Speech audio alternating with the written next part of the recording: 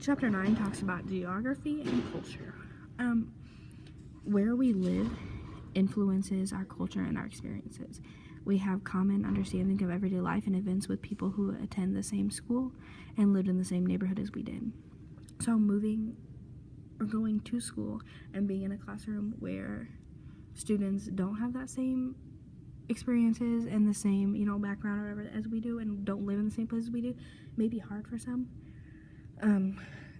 It's really important that we make connections between each, reach out and make connections, not only between, us and the student, or as a teacher, between the teacher and the student, but between the students, so that students feel like they can interact and they really fit in with all students. I know, some students will experience a culture shock, and that's expected, especially when moving around. A lot of people move from state to state and not just from school to school, and that if a student moves if you move from California to Iowa, that could be culture shock.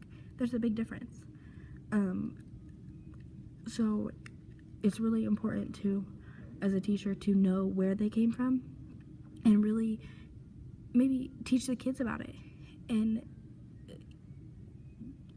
make it known that it's okay to be from somewhere different, and show that some characteristics of where they're from, and just compare and contrast how different it is, and that they both have their pros and they both have their cons.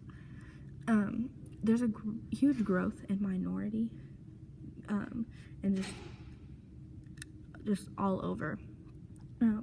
There's a lot of the minority coming to the United States and Iowa, and just in different places, and the minority is almost becoming the norm, and that kind of scares me as a teacher, just because what if I'm the minority, and what if I get a job and I'm teaching where I'm the minority, so I have to learn to be like a different culture, and that makes me nervous, because I've always been the same culture. I've always lived in Iowa, and coming to Graceland, there's been a little bit of a change, but it's just crazy to think that I might have to switch, and I might have to learn from a student and how they act and how they really truly understand me, and that just makes me very nervous.